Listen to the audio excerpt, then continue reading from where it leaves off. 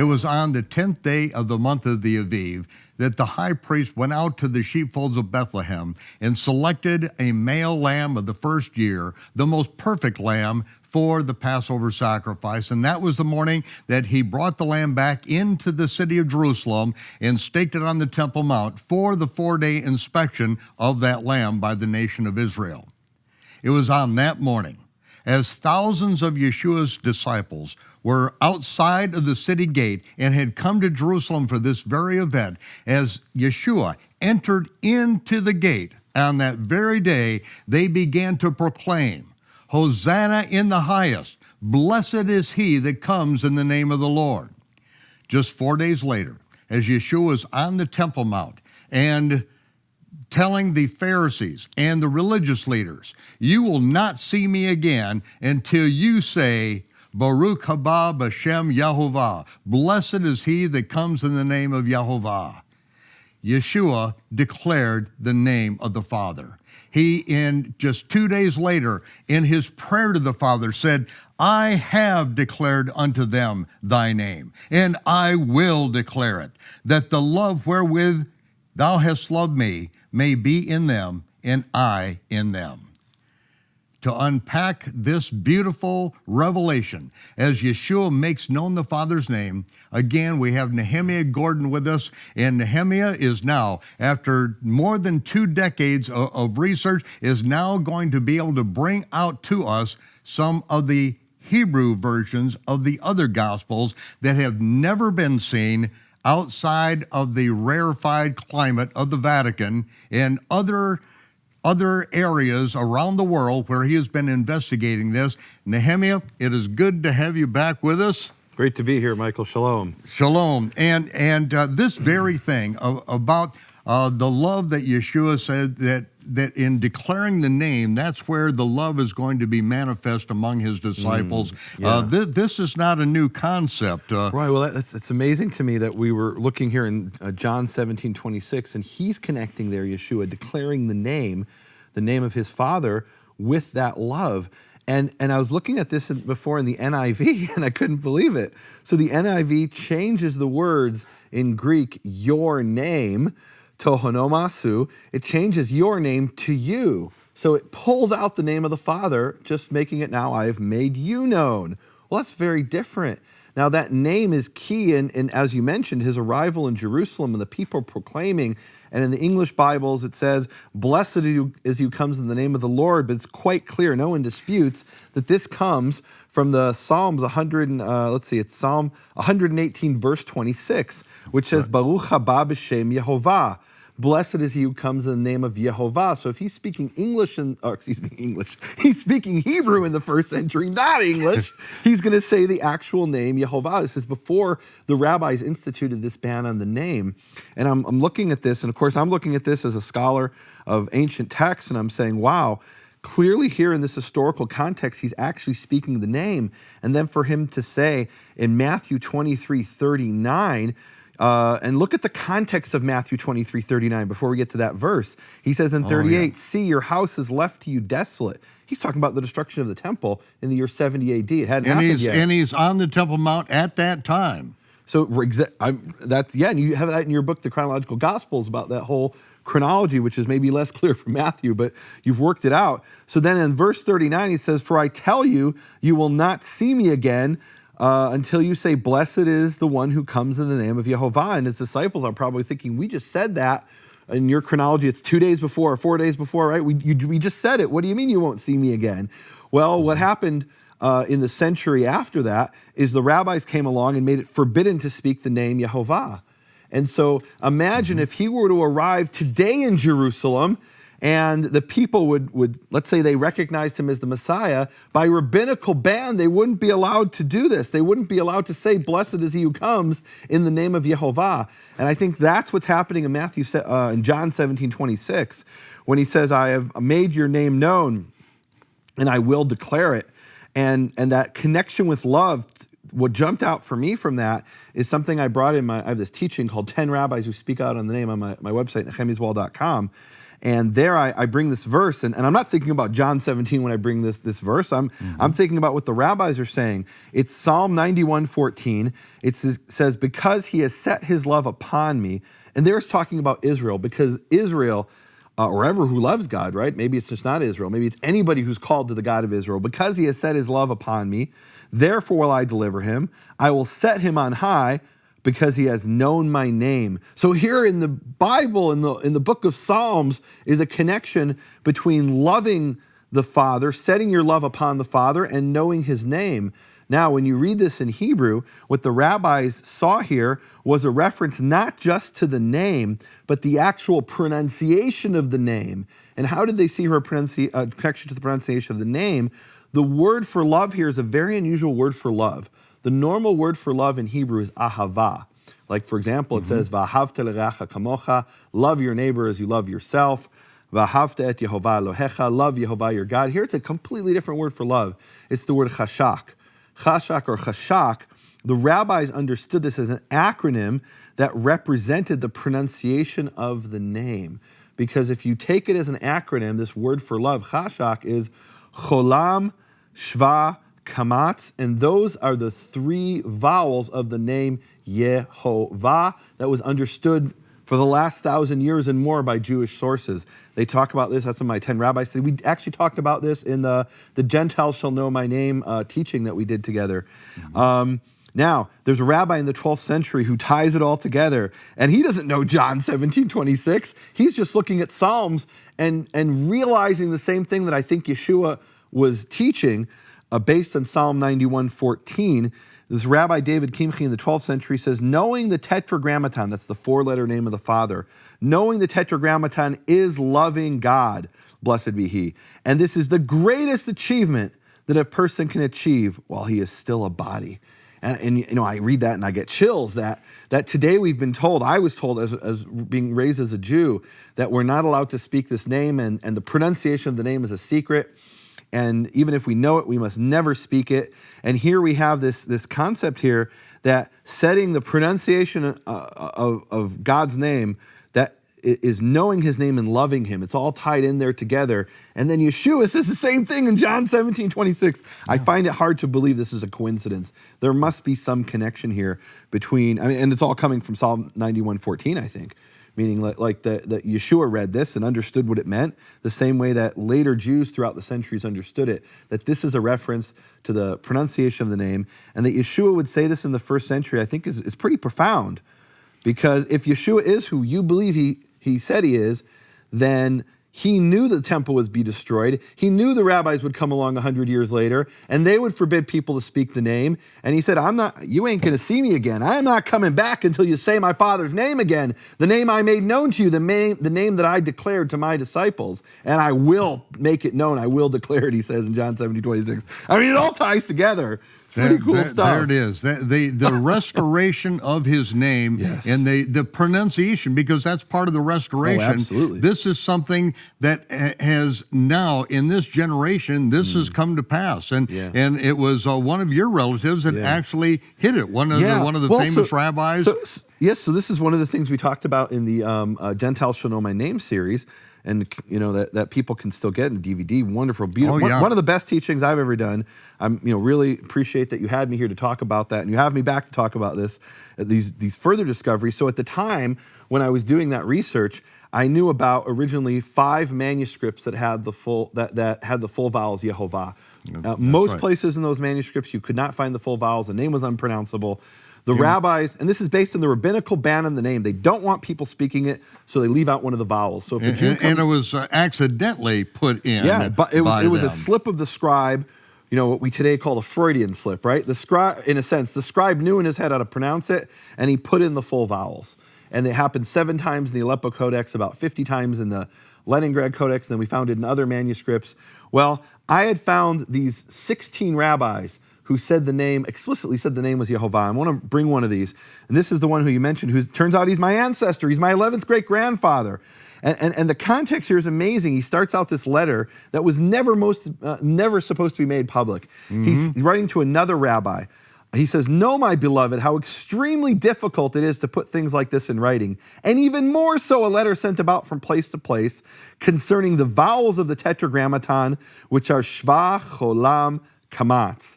And shva, cholam, kamatz in Hebrew is Yehovah. Those are the names of the vowels. No question about it. No question about it. And those form the word chashak as an acronym, which is the word for love that apparently Yeshua is making a play on words on in John 17:26. And also here we have Rabbi David Kimchi is making that connection.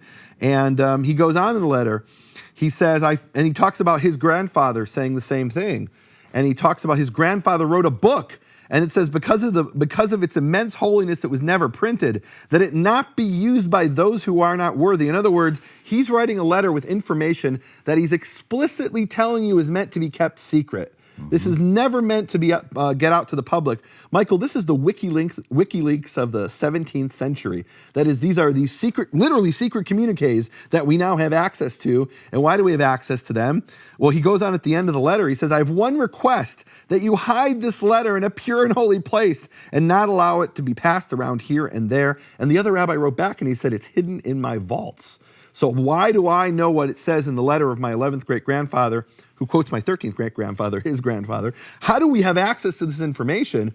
Well, a couple things have happened. I mean, we live in an era where knowledge is increasing, as it says in the book of Daniel, chapter 12. And that's part of what happened. But in 1618, my 11th great-grandfather died. And his disciples went to his office, gathered up all his letters, brought him to a printing press, and printed them in a book. That in itself wasn't enough for us to know about it today. I was able to find this because scholars for the last, since the 70s, I mean, I'm bad at math, 4 decades, have been typing in letter by letter as every word of rabbinical literature. And today I can go and they haven't finished, right? They've only done 100,000 books from the last 2,000 years. But I can search those, and that's how I found this letter. From 1608, which is then printed in 1618 and then typed up sometime in the last 40 years. So I can now access this information. Imagine that. This is one page out of 100,000 books, and I was able to find it. I mean, if you look at what happened with WikiLeaks, all these emails were released. Well, releasing the emails isn't enough. How do you search them? There's tens of thousands of emails. Well, that's the beauty of the period we live in today, that we can get to this information, that it's available to the public. And I was able to find this letter, and I ended up finding 16 rabbis who explicitly said the name is Yehovah. They identified the vowels by name, shva, cholam, kamatz. That formed the acronym chashak, which is love. And then I felt a little awkward. I only had 5 Bible manuscripts with 16 rabbis. I wanted to find more Bible manuscripts. Well, this was no easy feat. I had already started this process about 6 months earlier. I knew there was a key Bible manuscript in Cincinnati, Ohio. And I got in a car, and I ended up driving across from San Antonio, Texas. And I thought, I can't just drive to Cincinnati directly. It was at the Hebrew Union College in Cincinnati. I said, I've got to justify this big trip. So I ended up driving 8,000 miles, visiting different communities and speaking there. I mean, I made a whole summer of it. And part of that, as I said to the people in Cincinnati, hey, I want to, interview you for my podcast. I have a podcast called Hebrew Voices. And I want to interview you about your manuscripts. And while I'm doing the interview, I say, and can we look at the Hebrew Union College manuscript number 1? They're like, oh, well, we usually don't bring that out into the public. It's okay, we're on radio, sure. So they bring it out, and that was my number 5. That was earlier in the summer before that. Well, so I mean, imagine it. I had to go all the way to Cincinnati, drive 8,000 miles to get to number 5. How am I going to get 16 Bible manuscripts or 10 Bible manuscripts? Well, what I didn't know at the time, but I quickly discovered as I started to search, is there's this worldwide project to digitize all Hebrew manuscripts all over the world. And it's being led by 3 major institutions. One is, the first 2, honestly, I hadn't really heard of before. One is called the Polonsky Foundation. There's this benefactor named Dr. Leonard Polonsky who contacted the Vatican and Oxford University, and he's convinced them to digitize, I guess with a large donation and grant, to digitize all of their manuscripts and make them available free to the public. And then there's also something called the Friedberg Jewish Manuscript Society. And of course, really, from my perspective, the ones who are leading this effort with their knowledge is the National Library of Israel, which has scholars who can actually look at the manuscripts from the Vatican and say, okay, this is from this century and this is, this document. They're still in the process of cataloging everything, but so these three institutions and others, the British Library was involved, and the Vatican, of course, had to agree to it, right? And the Jewish Theological Seminary in New York has put out over 1,000 Bible manuscripts. So altogether, we have an unprecedented access to manuscripts of the Bible and other sources that we'll talk about. But let's, can we get to that yet? Well, no, we can't. Not yet, okay. Can't get to the Gospels yet. So we found Hebrew Gospels. He won't let me say it. Okay, so we'll get to that. Okay, but so I was looking for the name Yehovah in these manuscripts. Now, just to give you some statistics, right? So how many manuscripts have we had access to? So we had, and this is just one subset, this isn't everything, but there's one set of manuscripts that we were able to access that was 3,547 manuscripts covering 138,322 pages. So you say, how did you get to 1,000 manuscripts? Well, we looked through like 4,000, right? That wasn't even all the manuscripts. That doesn't include the Cairo Geniza, for example, which is very difficult to quantify. There could be as many as 18,000 Bible manuscripts in the Cairo Geniza. It's difficult to quantify. So we're still searching through them, right? I mean, we're still trying to find all the sources, and it's a lot of work. But we went through about 4,000 manuscripts to get to this 1,000 that have the full vowels, between maybe 4,000 and 5,000 manuscripts. Because our find rate is about 20%, 28%, something like that. So in any event, it's not like, okay, you have 1,000 manuscripts. And I've heard this from some of the critics. They say, well, those are the vowels of the Hebrew word Adonai, which means Lord, and therefore it's in all manuscripts. Well, I can tell you it's not in all manuscripts, right? It's only in about 1 in 4 or 1 in 5. The other approximately 80% of the manuscripts do not have these full vowels, Yehovah. Why is that? Because they're under the rabbinical traditional ban of the name. They do not want us to speak that name. They do not want us to speak the words that Yeshua said in Matthew 23:39, when the Messiah comes, whoever he is, blessed is he who comes in the name of Yehovah. The rabbis want to prevent that. And you might say, wait a minute, the rabbis pray every day for the Messiah to come, right? And there's a question, will the Messiah come or come back between Jews and Christians? But the rabbis say, we do want the Messiah to come. But on some level, and I've heard rabbis say this, not publicly, but I've heard rabbis say this. Party? Every rabbi today is the high priest of his own little temple. Right. He's got his synagogue, and he's the authority there. And the Messiah shows up, whatever his name is, and all of a sudden, you're this, you're just some guy, right? So there's some resistance, and I've heard rabbis say this. I've heard them say it in their synagogues. I don't know if they would say it too publicly, but I've heard them say in their synagogues, we don't actually want the Messiah to come. And it's not because they think the Messiah is Yeshua. They don't know who the Messiah is. They're just thinking like, look, we got a good thing. Why mess with it? Why mess with it? Well, I would assert that back in the first century, that was the situation back then. Oh, yeah. I mean, to some extent, that was definitely the situation. And today it's worse. Because at least then we had a high priest in the temple, right? And then the high priest is thinking, I'm God's chosen to be in the temple, the Messiah, and this is actually something we see in the book of Zechariah, I believe it's chapter 14, where it talks about there's this rivalry between the high priest and the Davidic king, and they're both anointed with oil. At least that's how Jews understand it. And it's talking about how in the end times there will be harmony between these two institutions, which then, of course, in Hebrews brings up that whole allegory of Yeshua being both positions. Mm-hmm. But in any event, there was an actual rivalry. The high priest of the temple's thinking, I was anointed with oil, which means I'm a Mashiach. You want to bring a Davidic Mashiach, a Davidic king? That's competition. I don't need that, right? I mean, this was the psychology back then, and it's still alive to some extent today. Well, so here we are. We've got these thousands of manuscripts we're searching through. We found the name as of this recording. And by the time this is broadcast, it will be out of date.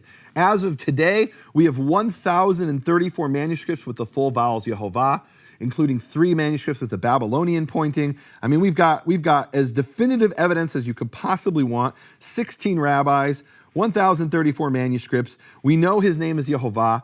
While I was searching for this information, I remember. Well, let me just lay the cards on the table and be honest here. So T-Bone is this gentleman who's been helping me.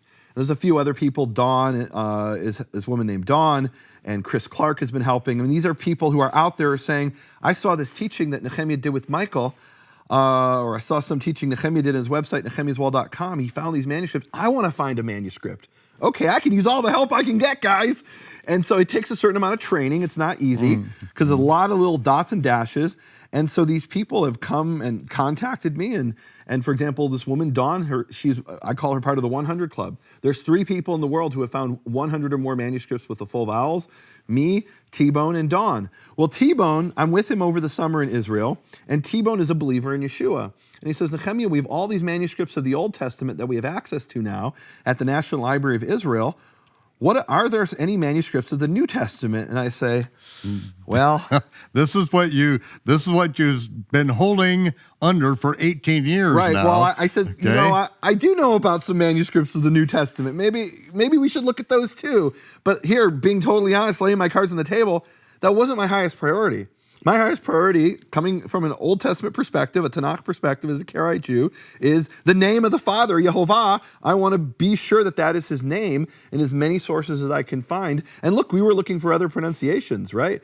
I was looking for manuscripts that have Yahweh. Couldn't find any. No Hebrew Jewish manuscripts. And while we're doing this, T-Bone's kind of like, we call this in Hebrew nudnik. He's pestering me. He's this little nudnik jabbing me.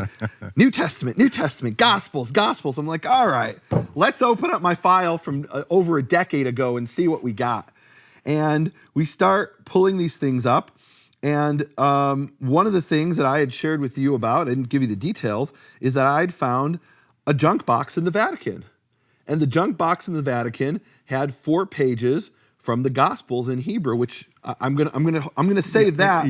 But before we get to that, because I'm gonna have you read it, translate it, and I'm going to have everyone out there with their pen in hand to be able to correct their Bibles, because that's exactly what I did. The very first time that I saw this in front of me, Nehemiah is translating it, and I'm marking my Bible. This is what I've been waiting for 20 years to be able to do this. Well, now before we're going to get to that, I think we'll get to that. Before we get to that, I do want to share something that I found. So this is from the British Library. It's called Royal Manuscript 16A2. Anybody can go to the library website of the British Library and see this manuscript for themselves. And you'll look on Folio 24R, and you'll find the Epistle of James in Hebrew. Now, is this a Hebrew original, or was it translated from Greek? That's very difficult to say. We don't know exactly how this even got into the royal collection. Some of the sources seem to indicate it was given as a gift to King Henry VIII. What's really interesting to me about it is that this script is not a typical script that would be used by Christian scholars. This is a script that was used by Sephardic Jews, very similar to what we call Rashi script, but it has certain characteristics that you can clearly identify. There's a Sephardic Jew who wrote this. And here we have a passage, Epistle of James, chapter 1, verse 7. And what do we have here? You can see it, people. Yehovah with the vowels. The same vowels we found in 1,034 Hebrew Bible manuscripts of the Old Testament, we now find in this manuscript of the Epistle of James in Hebrew. I mean, it's incredible. I want to share another one if you'll let me here. Let me point out something on this. James, which he says he's a servant of Yeshua the Messiah to the 12 tribes scattered abroad. Through the rest of his letter, there's nothing indicating that he's writing to believers even. He's stating that he is, but nothing else is indicative of that. And this could be that he's writing this to Jewish people in the synagogues. In other words, any Jew, whether you believed in Yeshua as the Messiah or not, would read the Epistle of James and be like, wow, this is some great stuff, right? Other than the opening line, there's no hint anywhere that there's anything uniquely what could later be called Christian in it, right? Absolutely. It's a purely Jewish message. Here's another one that I've shared before. This is another manuscript in the British Library, Sloan Manuscript 237. And here you have, I love it here. He starts out saying, in the English, based in the Greek, it says, I am the Alpha and the Omega. And the Hebrew says, Ani ha'alef v'hatav. I am the Aleph and the Tav. That's the first and the last letter of the Hebrew alphabet, right? Because Alpha and Omega is the first and the last letter of the Greek alphabet. Omer Yehovah ha'Elohim, says Yehovah God. And Yehovah there is with the vowels. I mean, it's quite clear here that they at least, let's say this is translated from Greek, which we don't know. If this is a Hebrew original, this is very exciting. But we can't say that 100% certain at this point. But it clearly is a Hebrew text that they understood that when it says Alpha and Omega in Hebrew, that's Ani, Aleph, and Tav, and that it talks about Lord God, that's Yehovah Elohim, which is quite clear when you study Hebrew documents. So we have these documents that are in Hebrew with New Testament, and I just can't wait till you let me share this with the people. Can I tell them what books it is yet? No, Okay. No, really. If you could take us back, 20 years ago, what you were having to do for these manuscripts. Oh, wow. And it really was, if they weren't able to get in and photograph all these manuscripts in St. Petersburg, you wouldn't have had any access to these things. Right. And take us back there, because what's developed lately is incredible. Michael, I'm going to save that for the second half, because that's not a short story and it's an exciting one. Okay. When Bible scholars discovered a Hebrew version of the Gospel of Matthew, it changed everything. A Hebrew gospel written by a Hebrew disciple had researchers begging the question, could there be others? What you're about to see is what we've been waiting for centuries to have in our hands. Michael Rood and Nehemia Gordon detail a literary revelation never seen in the history of Bible research. Lost treasures in the Vatican. Nehemia is going to show us several manuscripts of several different books here, and this will be the first time that it has ever been seen in the outside world, since these things were hidden hundreds of years ago. Get this paradigm-shattering 4-episode teaching that is changing the understanding of the Bible itself. Plus, a controversial bonus episode banned from broadcast. Lost Treasures in the Vatican. Order now. I may have been waiting 20 years for this revelation, what we're going to be seeing, but the Jews were waiting for more than 70 years for the walls to come down so that they could get in and to see these ancient manuscripts. Nehemia, tell us about that. Well, what really illustrates this for me, Michael, and it's a great picture of what happened, is there was this very important collection of Jewish manuscripts in Moscow that were held by this man named Gunsberg. So the Gunsberg collection was purchased in 1917 by what later became the National Library of Israel, was at the time just the Library of the Hebrew University of Jerusalem. And it was being boxed up to be sent to Jerusalem, was purchased with cash money, boxed up to be sent to Jerusalem. And what happened in 1917? The communists came to power. They hated Jews, hated Jewish history, just as they hated Christians and Christian history. These were rabid atheists, and they stuck them in a warehouse somewhere. And we waited for decades to get these manuscripts that are ours, that we paid for, and we weren't allowed to see them. Now, at the same time that these manuscripts were freezing in Moscow, the Gunsberg collection, there was another collection called the Furkovich collection, which had been collected by a Karaite Jew in the 1800s named Abraham Furkovich. He sold his manuscripts, which is the largest collection of Hebrew manuscripts in the world to this day. He sold them to what was the Russian Imperial Library and what later became the Russian National Library. So these manuscripts were known in St. Petersburg, which at one time was Leningrad, and now once again is St. Petersburg. These manuscripts were known, and scholars managed to get one Bible manuscript, which became the most important Bible manuscript in the world after the Aleppo Codex. It was called the Leningrad Codex. Well, it turns out Leningrad Codex is a bit of a misnomer, because there are over 3,000 codexes of the Bible in Leningrad, in St. Petersburg. And one of the really important things that's happened with this worldwide digitization of manuscripts is I can now go to the National Library of Israel, and instead of pulling out these microfilms and swirling them, I can actually pull it up on the computer and see those manuscripts in a much more efficient way. So how did these manuscripts then turn into microfilm to where you could access them? So what happened is when the Soviet Union fell, the Israeli government went into full gear. They said, okay, we don't know how long it is till the next fascist regime communist regime comes to power. And they did a couple of things. One of the things they actually did at the very same time is they sent a mission over to Ethiopia to get the final Jews they could out of Ethiopia, because when the Soviet Union fell, the communist regime in Ethiopia that was keeping the Jews hostage also fell, and they brought over tens of thousands of Jews. So at the same time they were doing that, they said, we're going to get the manuscripts out of Ethiopia.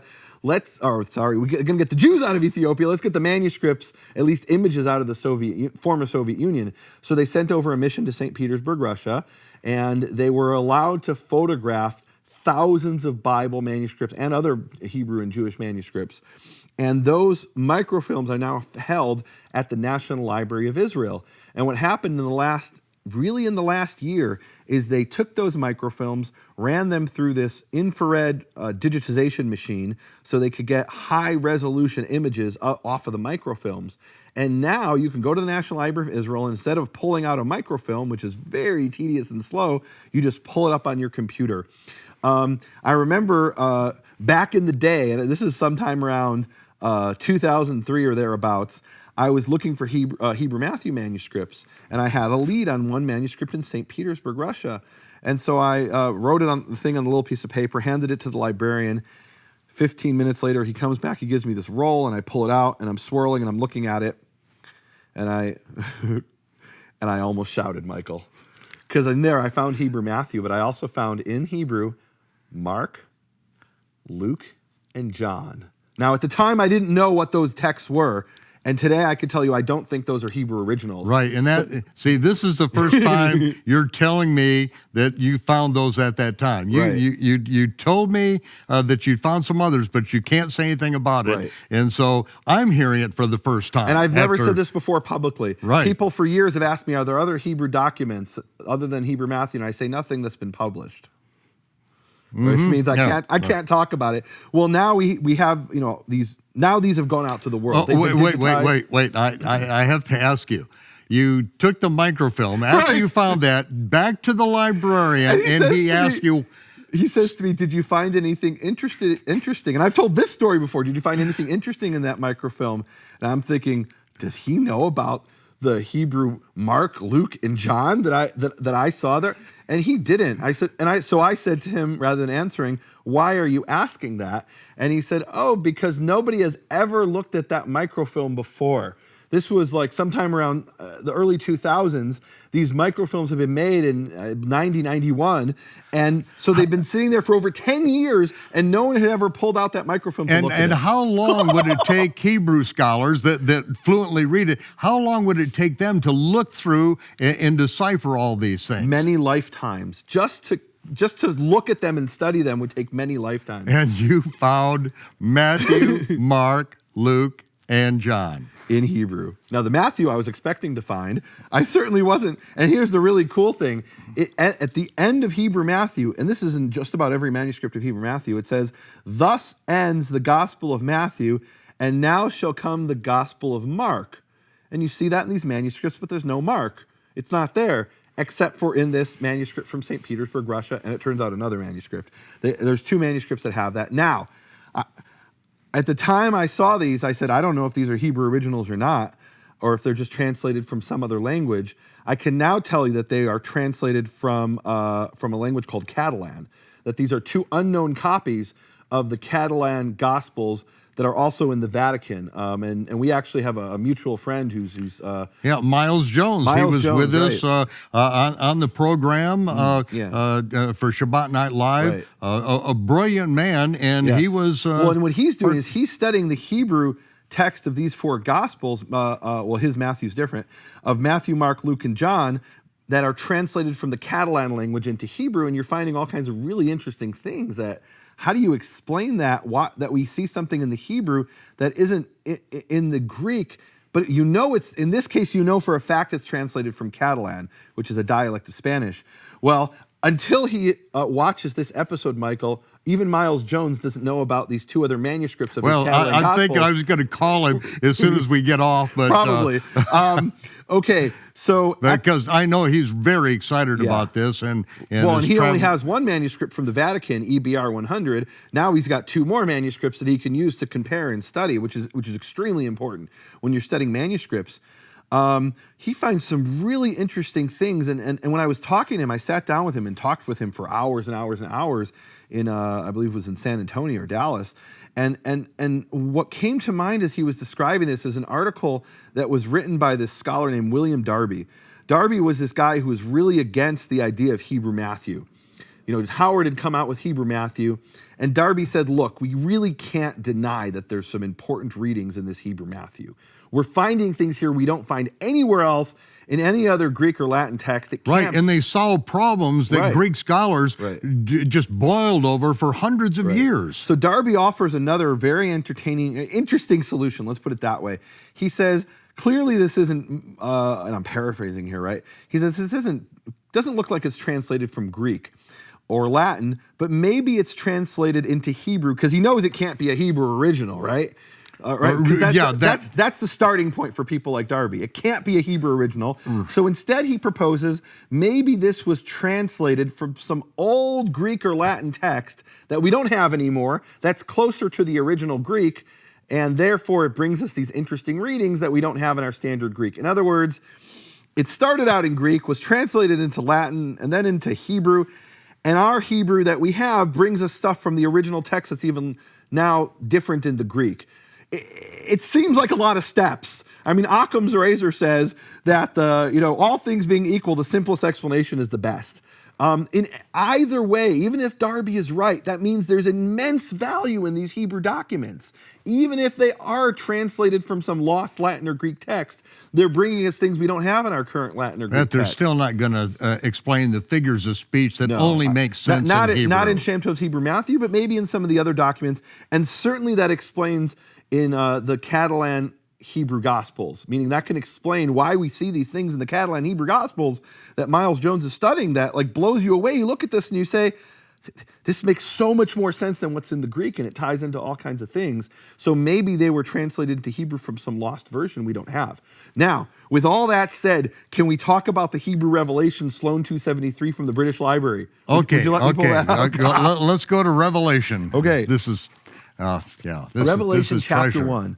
This really is, it's one of these golden nuggets that I'm going to follow along with the King James here. All right. So I'm going to start in verse 17. It says, "V'kasher ha'iti oto nafalti el raglav kemet." And when I saw him, I fell upon at his feet like a dead person. V'sam hayad yamino alai. And he let me give you the context. Yeah. John, this is the revelation that John receives. He sees Yeshua in his glorified body, and he is he's wiped out. He just falls down like a dead man at his feet. There's no strength in him. Vayomer, and he said, and I guess Yeshua is speaking here from the context, Al tira ani harishon v'acharon. Do not be afraid or do not fear. I am the first and the last. Ve'achai v'ha'iti met. And the one who lives, and I was dead. The first and the last? That's what it says. Yeah. Do you have something different? No, I was just, okay. Yeah, okay. Yeah, okay. I was dead and I'm alive and was dead. V'hinei chai ani le'olmei olamim, and I live forever. Behold, I live forever. Amen. And he says, V'yesh li et hamasmirim hamavet v'asheol. And I have the nails of death and Sheol. That's what it says in this manuscript. Anybody can go online and see this in the British Library website. You can go to my website, nehemiaswall.com, see the full text and translation of this, transcribed into modern Hebrew and translated. He says, I have the nails of death and Sheol. The nails of death and hell, Sheol. Yeah. King James says keys. The keys. The keys. And you got to wonder whether this is a Hebrew original or it's translated from some lost Latin or Greek text. There's something going on here. Keys, and you think, well, okay, nail is just a mistake, right? But nails, there's some association in the New Testament about nails. What's the first thing you hear about, Michael, when you hear Yeshua holding nails? The nails that nailed him to the cross. Yeah, this is interesting. This talks about in Colossians. Nailing the doctrines and commandments of men to the cross in his death. So he talks about the nails of death and Sheol, and there it has keys. And I'm thinking, this is weird. This is very strange. So I look up in Jewish sources, and I find immediately two references to nails that are related to this. One reference is it talks about how people take nails, and this is 2,000 years ago. They take nails and they bend them, and they stick them into a door and use them as a key. which is really interesting. Bent nails. Bent nails used as a keys. key. Right. Now, I have held, Nehemia, I've held in my hands just handfuls of 9-inch nails from the crucifixion site. This is in Wyatt's Museum when I was helping to Ron Wyatt to build his museum and to set this up. And these rusty old nails, and he said that this is what he was able to bring back from the crucifixion site in the excavation site. And these nails were bent on the ends. Bent on the ends because as they nailed them through the wrist and through the feet of the people, then they would bend them over with the hammers, bend them over. So they're literally bent nails that could be the same as the keys. Right, and you could actually go to the Israel Museum, and there's this is the only time it's ever been found in archaeology. They found an ankle bone with a nail through it at a place called Givat HaMivtar. It's at the Israel Museum. It's not from Yeshua. It's from a man whose name was Chag Kol. We don't know much about him, but we know he was crucified. And you see there the exact same thing. The nail is bent on the end so that this guy Chag Kol wouldn't pull his leg out. Right? He's stuck in the cross. And it's actually the only other example we know from archaeology of a person being crucified with nails. But there it is. Some poor innocent Jew who was murdered by the Romans, crucified. Now, the Hebrew version, Sloan 273 in the British Library, has nails. The Greek, every Greek text has keys, and we find out that people would turn nails and use them as keys, and we find this can't be a coincidence, Michael. Right. Something's going on here with these texts, and the Hebrew opens up another dimension that we're not seeing in the Greek. One other reference I found, Michael, which is really cool. And the nails of death and the grave. Right, so what does that mean? Grave. So what does it mean he has the nails of, the keys of death and Sheol, or the nails? Look, this is coming from the Jewish perspective, reading a Hebrew text. It's pretty clear to me what he's saying is what Isaiah talks about, that death is going to be defeated. He's going to overthrow and destroy Sheol, right? And when the end times comes, people aren't going to die anymore. And what he's saying is, I've got the keys to get you out of death and Sheol. I think that's what he's saying. That's powerful stuff, really powerful, and it's nails here. Wow. So what are the keys? According to the Hebrew Sloan 273 in the British Library, they're the nails of the crucifixion.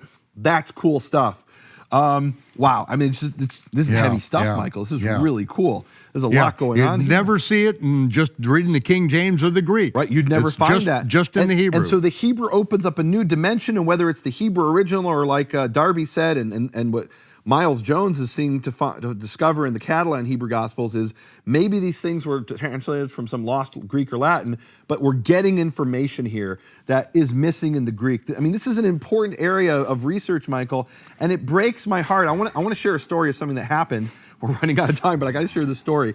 So I was, doing this, so T-Bone's pestering me. Let's look for New Testament stuff. Look for New Testament stuff. And I tell him about that Hebrew Sloan 273, which I had known about for over 15 years. And I just couldn't find it. And within 1 hour, he finds it on the British Library website. And again, it's what's happened in the last year. The Worldwide Digitization Project has changed the world. We can now access this document. Now, there was one document that was not online. I want to show this to people. This has never been publicly shown before. Okay. This document, this is a brand new discovery that turns out, and I've known about this for years, I just didn't have access to it. It turns out there's a manuscript in Dublin, at a library in Dublin, and here we are about to see it. So this is it. And this is, now Sloan 273, Michael, is chapter 1, and it breaks off in the middle of chapter 2 of the book of Revelation. The rest of the book of Revelation continues here in chapter 2 in this manuscript from Dublin, in Hebrew. So no one's ever seen this. No one's ever seen No this one's seen this before. I before haven't in even public. seen this before. This is a Hebrew manuscript of the book. Now, is this a Hebrew original or translated from Greek? I don't know. I haven't even had time to study it. I'm looking for my 1,000 instances of Yehovah. But what's really interesting about this is I took this to a scholar in Israel who is probably the top expert in the world about Hebrew manuscripts in general. And I said, there's no record of this manuscript in any of the databases in Israel. I have on this flash drive photos. I want to give this to you. I had to contact the library in Dublin, and say to them, hey, I'm looking for this manuscript, they said, well, that doesn't exist. Oh, you mean this other manuscript? In other words, I had the wrong reference number. And so they discovered that through great research, these wonderful people in Dublin found the correct reference number, and then were able to send me photographs. I bought these photographs from them, and I took them to this scholar in Israel and said, would you please catalog this so that everybody else knows about this, right? I don't want to keep it as a secret. And this hasn't been digitized. It's not online. People who are seeing this on their television screens are seeing it for the first time. This scholar in Israel says to me, well, I would need high-resolution TIFFs in order to digitize this. I said, I have high-resolution TIFFs. They're right here on this flash drive. And then the scholar responds and says, that's New Testament stuff, isn't it? We don't really care about that. And I thought, wow. For years I've had this sneaking suspicion, this theory, that the reason people aren't studying these texts is because the Jews who are experts in Hebrew don't care about them, and the Christians who are experts in Greek are, first of all, invested in the Greek, and they don't have the Hebrew expertise. Yeah. And it was confirmed in some way by this scholar saying to me, oh, that's just New Testament stuff. That's just Christian stuff. What do you mean this is a Hebrew document that nobody else knows about? I want the world to know about it. And the way to get it known about is to put it in the catalog so any scholar can find this. And they wouldn't do it. And so it's not just a theory anymore. That these things, we call this in Hebrew, it's fallen between the chairs, or in English you say it falls between the cracks, right? It's missed because it's like, in a sense, interdisciplinary, right? You've got the Hebrew experts and the New Testament experts, and they're generally different people and have different interests, right? They're not interested in the same thing. But this should be important. And look, there's one manuscript that I got from the Cambridge University. This was a manuscript that was very difficult to get. It wasn't digitized. They wanted $750 for the photos. I paid it. Get the photos, and I, within an hour of studying it, could tell you 100%, number one, this is a manuscript translated from Greek, and number two, it really has no value as a Hebrew text, because it just was a straight translation from Greek. It's not like these other things we're talking about. So did I waste $750? Absolutely not. Now I know that manuscript is a dead end, and I also have something to compare these other manuscripts to. I know what a Greek translation sounds like now, a pretty bad Greek translation, right? So it was a very important research. I mean, this is what happens in research. Sometimes you hit a dead end, but that dead end is important too. When you even the dead ends are expensive. Well, they're expensive too. Well, it kind of reminds me in the Siloam tunnel, in Hezekiah's tunnel in Jerusalem. It's an ancient water tunnel that they dug in order to bring water into the city of Jerusalem during the Assyrian siege. And it's mentioned in Isaiah and it's mentioned in Kings. And what they did is they dug from two different ends, and it's S-shaped, and they met in the middle. Well, what you see as you're walking through this tunnel are what the archaeologists call false starts. So they dig, and then they're going in this direction. They realize, that's the wrong direction. So they go back, and they're digging through solid limestone with iron axes and adze, and then they, so it's kind of like a false start, and you realize, okay, that's not the direction we need to go. Let's back up a little bit and go in the other direction, right? And there's a lot of false starts. But without those false starts, they would have never found their way. So what I've come to the conclusion after years of study is, finding the answer as no is not a bad thing. I don't need the answer always to be yes. I don't need every manuscript to be the most important manuscript in the world. I just want to know the truth. And whatever that truth is, I know it will set me free. It will set me free. Can I get an amen, Michael? Amen. The truth will set you free. So can I read to you from, just really quickly, you mentioned before James was an epistle written in Hebrew to the 12. I just want to quickly read to you from the British Library, this manuscript that was in the Royal Collection, 16A2, Michtav Yaakov HaShaliach, the letter of Yaakov the Shaliach, the messenger. Amal Yaakov Eved Elohim Vadonai Yeshua HaMashiach, saith Jacob, Yaakov, the servant of God, and Lord Yeshua the Messiah, Lishnei Masar Shvatim HaMafuzarim Shalom Lachem, to the 12 tribes, peace to you. And I read that in Hebrew, and it's written in the Sephardic script, the Sephardic hand, and I got to wonder, when he sent out this letter, maybe he sent out one in Greek, and maybe he sent another one out in Hebrew, and maybe, just maybe, we don't know, this is a descendant of that manuscript that was then handed to King Henry VIII as a gift to some Jewish community that had received it. I don't know. There's all kinds of things out there, Michael, that nobody is bothering to study. Now, the thing I've been waiting now weeks to share, and I hope you're going to let me share it, is the issue of what we found in the Vatican. Can I at least set it up and tell the people what I found in the Vatican? Okay, all right. We got a couple minutes here, and we're going to have to constrain you to come back for another program because I want to get into the meat of these Gospels. Okay. But what'd you find in the Vatican? So you'll let me read those Gospels the way I read this? I want people to hear it. I want this word to go around the world. So, Michael, there I was back in the day, looking at this microfilm, and it has hundreds and hundreds of pages. And I'm finding all kinds of pages of all kinds of documents. There's a children's book, and there is a book in German. But most of these are Hebrew documents. These are the loose pages. You know, you have the Vatican has thousands of manuscripts, and pages fall out over the centuries. And they'd find a page on the floor, they'd find it in a bookshelf, and they'd say, oh, we don't know which one this goes to. Let's stick this in the junk box. And just century after century, they'd put pages in the junk box. And I was able to get a microfilm of everything in that junk box and look through it. And I'm looking at page, and I don't know what's in there. I'm not expecting to find anything. It's a lot of false starts, a lot of dead ends, right? But you get the false start and you back up and you go the right direction. Well, I'm looking page after page, and there's hundreds of pages in this junk box. And all of a sudden I come to this page, and it's a page of the Gospel of Luke in Hebrew, in the Vatican. And I start reading it, and it's only 3 pages of Luke, and then it ends, and 1 page of the Gospel of John in Hebrew. Would you let me read the first line of the gospel, just the first line of the Gospel of John in Hebrew? We've got it. Go ahead. Then we'll get to the rest of it. And it's just such beautiful words, hearing these ancient Hebrew words.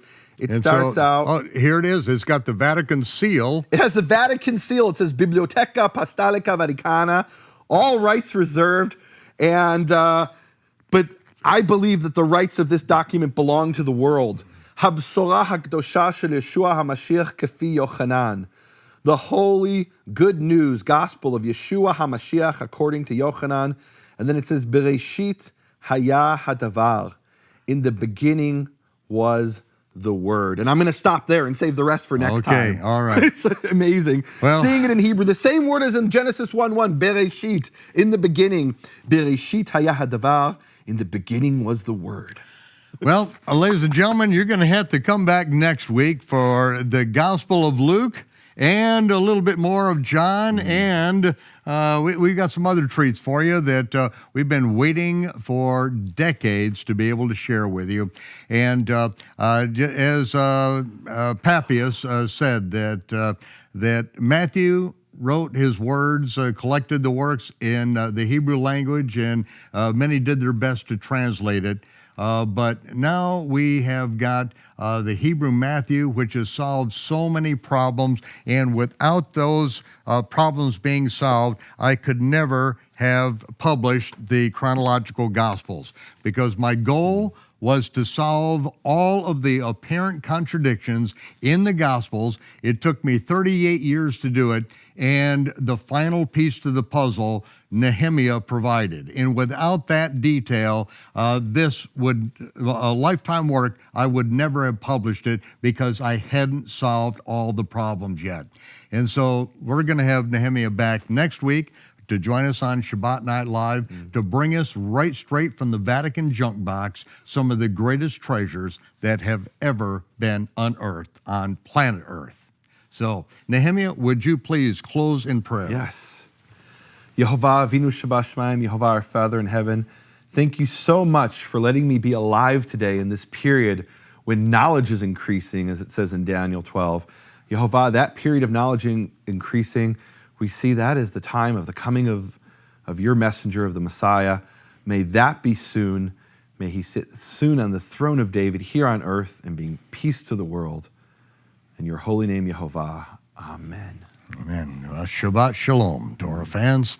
Shavua Tov. Have a good week, and we will see you right back here for the rest of the story as we delve into the Vatican junk box on Shabbat Night Live. Lehitrot. Bye-bye.